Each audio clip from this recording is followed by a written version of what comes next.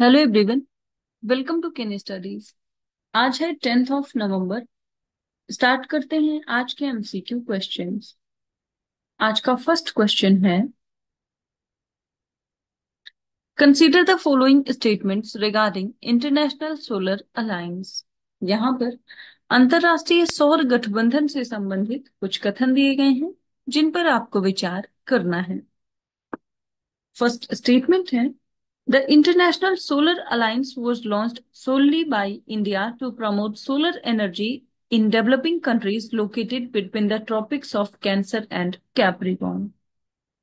And second, India was recently re-elected as president of ISA for the 2024 and 2026 term, with France serving as vice president. And third, the ISA's membership is open to all UN member countries. और यहां पर आपसे correct statement पूछा जा रहा है। आपको बताना है इंटरनेशनल सोलर अलायंस से संबंधित यहां पर कौन से स्टेटमेंट्स करेक्ट हैं। और इस क्वेश्चन में आपका करेक्ट ऑप्शन हो जाएगा ऑप्शन बी। सो यहां पर सेकंड और थर्ड स्टेटमेंट आपका करेक्ट है। आप देख सकते हैं, ISA was jointly launched by India and France during COP21 to promote solar energy globally, not solely by India and not limited to developing countries. So ISA की बात करें तो इसका हेडक्वार्टर है गुरुग्राम, इंडिया में, making it is the first international organization जिसका headquarter Bharat में है। And it aims to mobilize $1 trillion in solar energy investments by 2030 and promote solar energy to combat climate change. अभी वर्तमान समय में 2024 में भारत ISA की अध्यक्षता कर रहा है, ये आप ध्यान रखेंगे। बढ़ते हैं नेक्स्ट क्वेश्चन की ओर।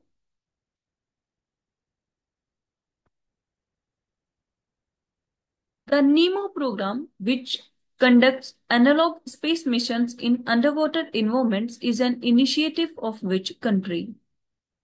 यहां पर आपसे पूछा जा रहा है, नीमो कार्यक्रम जो पानी के नीचे के वातावरण में एनालॉग अंतरिक्ष मिशन संचालित करता है, यह किस देश की पहल है? आपके ऑप्शंस हैं जापान, रशिया, जर्मनी या फिर यूनाइटेड स्टेट्स।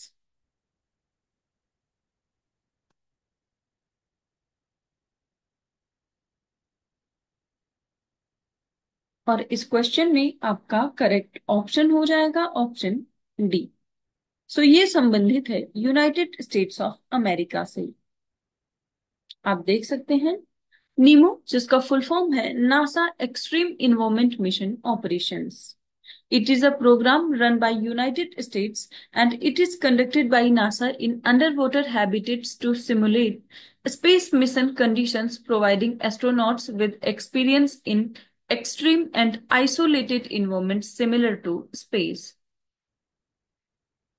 So अभी हाल ही में ISRO has launched India's first analog space mission in Leh to plan lunar mission experiments, and it has been developed by joint collaboration of ISRO's Human Spaceflight Center, AAKA Space Studio, University of Ladakh and IIT Bombay, जिसकी वजह से ये अभी काफी चर्चा में रहा था।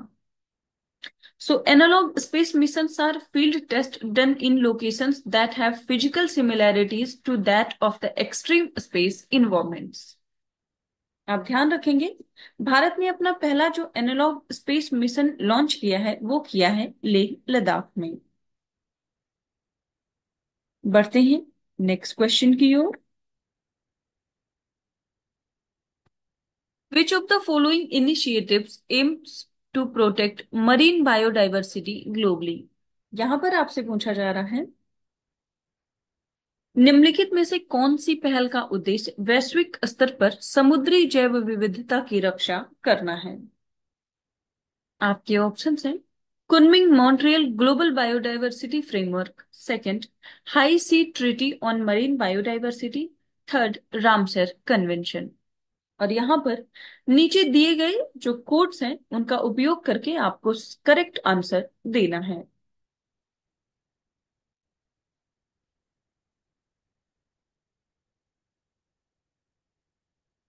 इस क्वेश्चन में आपका करेक्ट ऑप्शन हो जाएगा option A.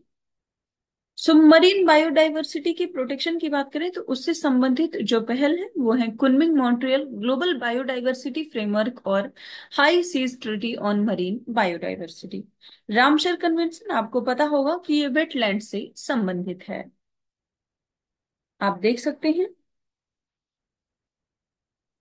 Kunming Montreal Framework and High Seas Treaty specifically target marine biodiversity conservation, and Ramsar Convention primarily focuses on wetlands, not marine biodiversity.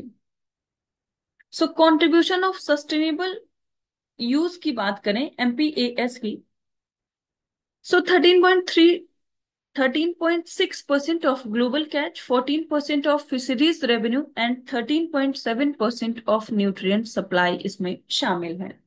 And 7% of total global catches are represented from within exclusive economic zones.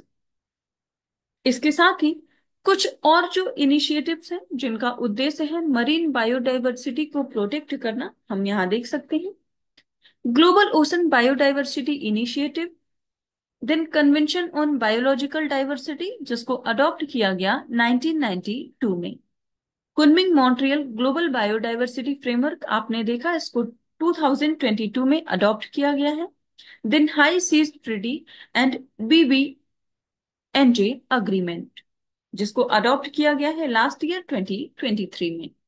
सो आप ध्यान रखेंगे ये जो भी initiatives हैं ये marine biodiversity से संबंधित हैं। बढ़ते हैं नेक्स्ट क्वेश्चन की ओर। What is the nickname of Sharda Sinha, the renowned folk singer of Bihar who recently passed away? यहां पर आपसे पूछा जा रहा है बिहार की प्रसिद्ध लोक गायिका शारदा सिन्हा जिनका हाल ही में निधन हो गया उनका उपनाम क्या है? आपके ऑप्शंस हैं मैथिली रानी, भोजपुरी कोकिला, बिहार कोकिला या फिर भोजपुरी रानी।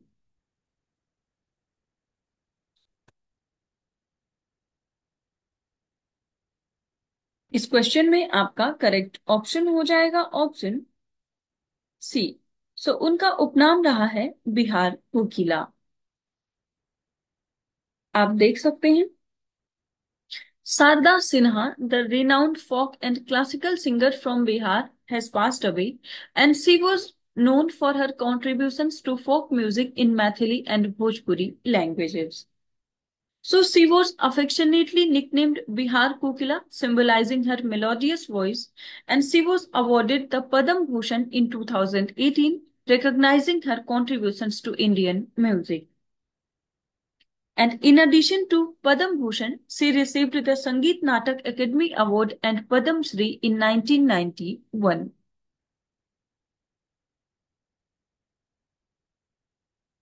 बढ़ते हैं नेक्स्ट क्वेश्चन की ओर।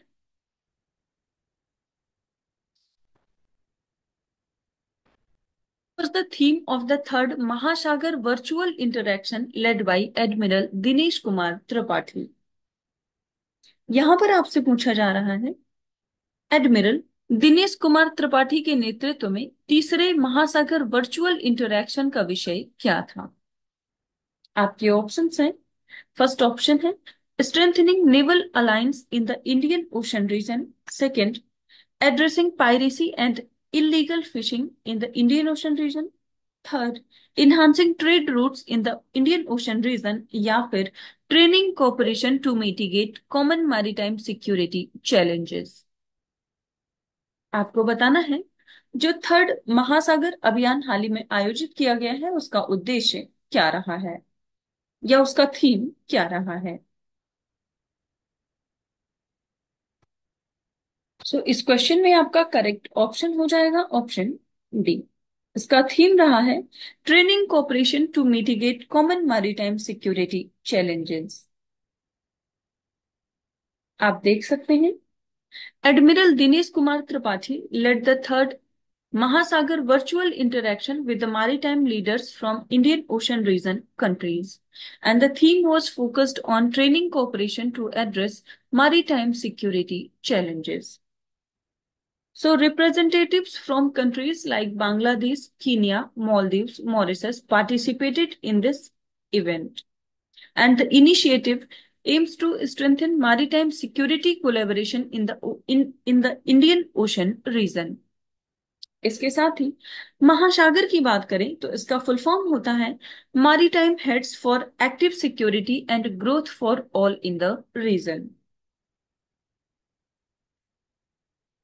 बढ़ते हैं नेक्स्ट क्वेश्चन की ओर।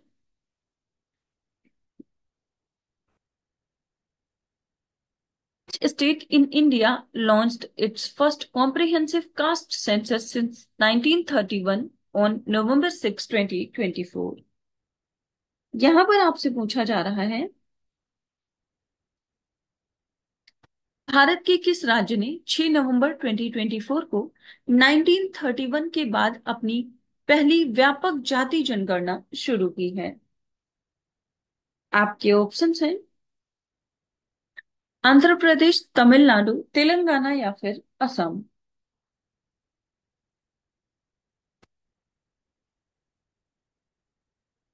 और इस क्वेश्चन में आपका करेक्ट ऑप्शन हो जाएगा ऑप्शन सी। सो ये शुरू किया है तेलंगाना ने। आप देख सकते हैं Telangana government has begun its comprehensive socio-economic, employment, political and caste survey fulfilling a promise made by Congress leader Rahul Gandhi. So Chief Minister A. Revant Reddy referred to the survey as Yajna, aimed at achieving social justice and equality of opportunities for oppressed classes. The survey will collect data through 56 main questions and 19 supplementary questions covering aspects like religion, caste, marital status, education, work, and annual income of household members. The first phase runs from November 6 to 8, followed by the household survey from 9th of November. So आज के current affair session में इतना ही। Thank you for watching. Do like, share and subscribe.